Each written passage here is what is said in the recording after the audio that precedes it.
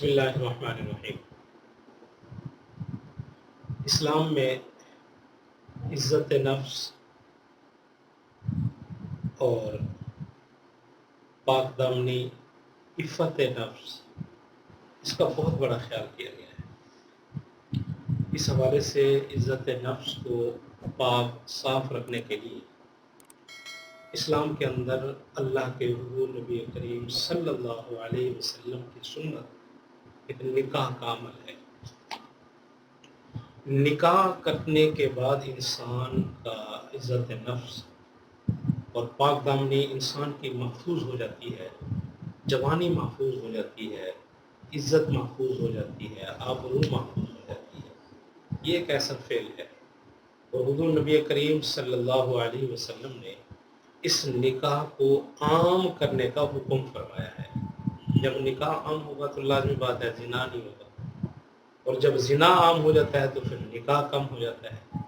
تو اس وجہ سے نکاح کی اسلام میں بڑی اہمیت ہے۔ تو اس حوالے سے نکاح کرنے کے بعد جو انسان کو سب سے پہلا مرحلہ شادی کے بعد جو پیش آتا ہے، وہ بہت سارے لوگ یہ سوال کرتے ہیں کہ انسان کو شادی کی پہلی رات کیسے گزارنی چاہیے، ابتدا زندگی کی کیسے کرنی چاہیے، آیا کوئی اسلام کے اندر اس کے آداب کی رعایت رکھی گئی ہے، کوئی طریقہ کار ہے اس اسلام میں جو اسلام نکاح کا انسان کو پاک دامنی کا، عفت دامنی کا جو درس دیتا ہے، اس اسلام میں آیا یہ آداب ہیں؟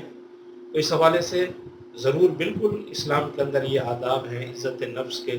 جب آپ انسان شادی کی پہلی رات دلہن کو گھر لے کے آتا ہے تو اس وقت دلہن اور دولہا ان اسلامی آداب کی رعایت رکھتے ہوئے اگر زندگی کی ابتدا کریں گے تو انشاءاللہ آگے آنے والی جتنی زندگی ہے اس میں اللہ پاک خیر اور برکت فرمائیں گے۔ سب سے پہلے اسلامی شادی کا جو انسان کی پہلی رات ہوتی ہے اس میں چند آداب جو اسلام نے ملحوظ خاطر رکھے ہیں، انسان اس میں عمل کرے، انشاءاللہ آگے کی ساری زندگی آسانی میں گزرے گی۔ اس میں سب سے پہلا یہ ہے کہ جس وقت انسان پہلا دن ہوتا ہے شادی بیاہ کا اور دلہا دلہن کو گھر لے کے آتا ہے، تو اس میں سب سے پہلے یہ ہے کہ دولہے کو بھی دلہن کو بھی تھوڑا آرام ضروری ہے۔ تھکا ہوا انسان پہلی رات کمرے میں داخل ہو، ایک بیوی ہے، ایک دلہن ہے جس نے گھر چھوڑا ہے، جس نے بہن بھائی چھوڑے ہیں، جس نے سارے رشتہ داروں کو چھوڑا ہے، وہ آپ کی محبت کو سمیٹنے کے لیے اب آپ کے پاس آئی ہے اور اس محبت کو آپ نے اس کے ساتھ بانٹنا ہے۔ لیکن جب اگر آپ ہی تھکے ہوئے ہیں اور آپ نے آرام ہی نہیں کیا، 4-5 دنوں سے کام میں لگے ہوئے ہیں، اور وہ بیچاری دلہن گھر چھوڑ کے آئی ہوئی ہے اور آپ آتے ہی بستر پہ جا کے آرام کے لیے لیٹ جاتے ہیں، تو اس سے اس دلہن پر غلط تاثر ہوگا اور آپ کی محبت میں کمی آ سکتی ہے۔ تو اس وجہ سے سب سے پہلا ادب یہ ہے کہ دلہا ہو یا دلہن ہو، شادی کے لیے ان کو پہلے تھوڑا آرام ضروری ہے، آرام کر لینا چاہیے، تاکہ آ کر جب دلہن دلہے کے گھر آئے یا دلہا دلہن کے پاس جائے تو اس وقت یہ ہے کہ ریلیکس کا ماحول ہو، سکون کا ماحول ہو، بے چینی نہ ہو، اضطرابی نہ ہو اور تھکاوٹ نہ ہو۔ یہ سب سے پہلا خیال کرنا چاہیے۔ اور اس کے ساتھ یہ ہے کہ دولہے کو یہ خیال کرنا چاہیے کہ جس کمرے میں اس دلہن نے آنا ہے، اس کی نئی بیوی نے کمرے میں داخل ہونا ہے، تو کم از کم اس کمرے کی صفائی ستھرائی کا خوب اچھے طریقے سے انتظام کیا گیا ہو، اور اگر فضول خرچی نہ ہو، فضول خرچی کے علاوہ فضول خرچی نہ ہو تو کمرے کو زیب و زینت تھوڑی بہت جتنی جائز حد تک ہے وہ ضروری ہے۔ کمرے میں خوشبو ہو، کمرے میں پھول ہوں، اچھا ہے، اور اسی طریقے سے جو کمرے کا سیٹ اپ ہے وہ ماحول اچھا ہو۔ اس سے آپ کی محبت اور آپ کی قدر اس دلہن کے دل میں بیٹھے گی اور یہ ساری زندگی کے لیے یہ محبت آپ کے لیے ہوگی اس کی۔ اور اگر دلہن آتی ہے، کمرہ گندا ہے، کمرے کی چیزیں دائیں بائیں پڑی ہوئی ہیں، تو وہ دلہن کے ذہن پہ کیا اثر پڑے گا کہ بھئی جو لوگ پہلے دن یہ حال کر رہے ہیں تو آگے کیا حال ہو۔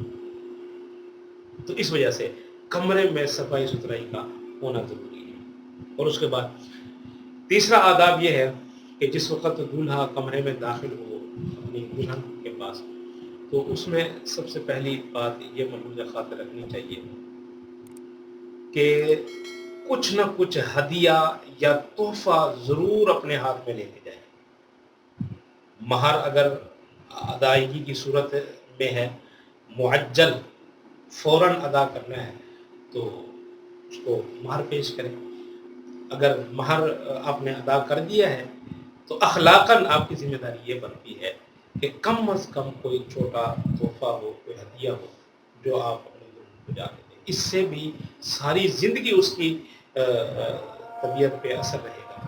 اور اس کے بعد یہ ہے کہ جب آپ کمرے میں داخل ہو جائیں تو بیوی کو بتائیں، یہ بہتر ہے. یا بیوی کو اگر پتہ ہے آپ کی زوجہ کو تو پھر یہ عمل کریں. کہیں ایسا نہ ہو کہ جب آپ یہ دعا پڑھنے لگیں، اور اس دعا کا مضمون یہ ہے کہ آپ اس کے پیشانی کے بالوں پہ ہاتھ رکھ کے، بال پکڑے نہ بہتر ہے، ہاتھ رکھ کے یہ ماتھے کے اوپر جو پیشانی کے بال ہیں تو یہ دعا پڑھیں. اگر اس کو پتہ ہے تو بہتر ہے، اگر نہیں پتہ تو کم از کم اس کو بتا دیں. ایسا نہ ہو کہ وہ بیچاری ڈر جائے کہ بھئی دولہا صاحب کیا کر رہے ہیں. تو عورت کے سامنے پیشانی پہ ہاتھ رکھ کے یہ دعا پڑھے: اللہم انی اسألک من خیرہا وخیر ما فیہا وخیر ما جبلتها علیہ واعوذ بک من شرہا وشر ما فیہا وشر ما جبلتها علیہ. یہ دعا پڑھے دلہا، یہ سنت ہے. اور اس کے بعد یہ ہے کہ بہتر یہ ہے دلہا بھی وضو سے ہو، دلہن بھی وضو سے ہو، تو دونوں 2 رکعت نماز شکرانہ. اللہ پاک نے انسان کو ایک نئی زندگی، جو سنت عمل ہے، مسنون عمل ہے، اور حصول اولاد کے لیے بھی دعا کریں، اپنے خیر کے لیے بھی دعا کریں، اپنے عزیز و اقارب رشتہ داروں کے لیے. پھر اس کے بعد آگے جتنی زندگی ہے وہ دلہا اور دلہن کی امانت ہے آپس میں. وہ گھر کی بات، وہ کمرے کی باتیں، یہ حضور نبی کریم صلی اللہ علیہ وسلم نے اس کو منع فرمایا کہ کوئی اپنی بیوی کی اور بیوی اپنے خاوند کی باہر اپنے دوست میں بھی کوئی بات نہ کرے. یہ ایک راز ہے. پھر اس کے بعد اسلام نے انسان کو اجازت دی ہے حلال طریقے سے جنسی تسکین کو پورا کرنے کے لیے. تو اس تسکین کو استعمال کرے انسان حصول اولاد کے لیے. جو راستہ شریعت اسلام نے جو بتایا ہے اس طریقے سے انسان اس پہ عمل پیرا ہو تو انشاءاللہ یہ اس کے لیے کار ثواب بھی ہوگا اور حصول اولاد کا ذریعہ بھی بنے گا. اللہ پاک ہمیں اسلامی تعلیمات پر عمل کرنے کی توفیق نصیب فرمائے.